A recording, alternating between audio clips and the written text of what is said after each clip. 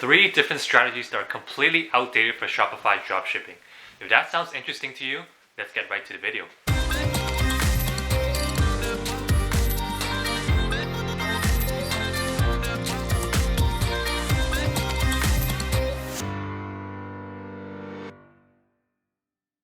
Hey guys, hope you're all having a wonderful day. My name is Jeffrey and welcome back to my channel.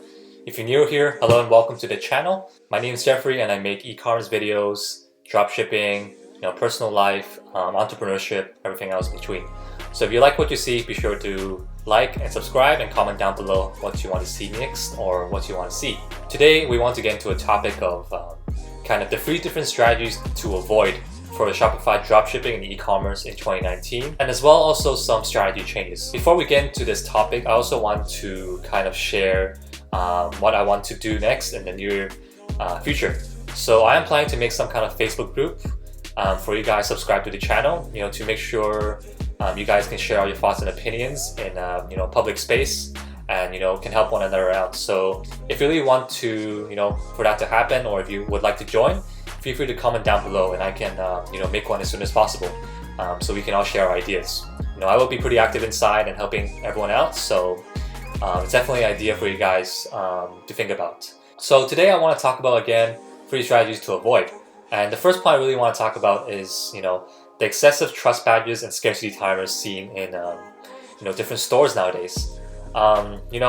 For general stores especially, a lot of people are using a lot of trust badges and scarcity timers to the point where it's getting too excessive, and the fact that it's actually producing an opposite effect. And I think 2019 and going on in 2020, it's really going to be important to make your website as clean as possible and to maintain that sense of professionalism. And one way to do that is to keep it as easy to navigate and simple and concise. And that means not including any of the excessive trust badges and the scarcity timers. If you really want to set yourself apart, it's important to not include trust badges and really use it sparingly. The kind of scarcity tactics and like the countdown tactics, you want to use it to a minimum, keep it to a minimum, because usually that is associated with dropshipping, and nowadays it kind of has a negative stigma around it. Different stores are using the same apps for the same features like scarcity timers, so you really want to set yourself apart and make sure that your website is clean and it doesn't look like your run-of-the-mill dropshipping store. And that, I think, is going to be a strategy to avoid in 2019 if you want to succeed and set yourself apart. So the second strategy change, and the strategy that you can avoid and you should avoid, is relying on one traffic source.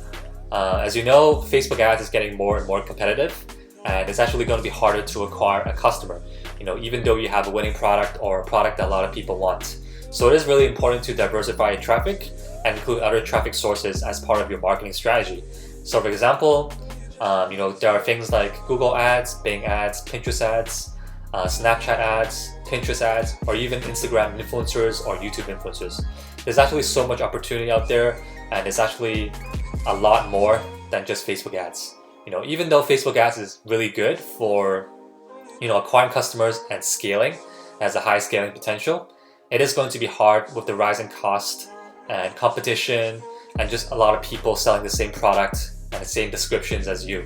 So make sure that you're diversifying your traffic source to succeed in 2019, because that's going to make or break your store. So the third and last strategy that I want to talk about that you should completely avoid is having content that's the same as the ones on AliExpress.